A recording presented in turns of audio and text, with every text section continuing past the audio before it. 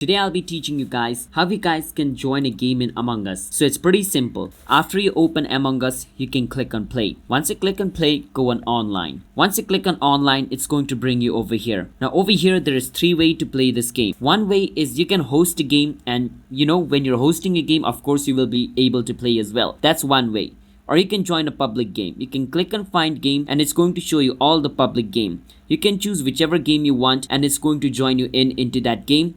And you can start playing, Among Us in that game. As you guys can see, I joined a random game just like that. Now, if you don't want to join a random game and you want to join a lobby of one of your friends, in that case, you need to do this. You need to go back to the game joining section, which means the game's lobby. So I'll go to the game's lobby real quickly. So right now I'm in the game's lobby. Now to join my friend's game, I need to click on enter code right below private and enter the game code which my friend sends me. After I enter the code, I can click on the arrow. And if the code is correct, I will join his game. So these are the 3 ways on how we guys can join game in Among Us. Hit the subscribe to our channel, how to guide for future videos like this. I'll see you guys next time.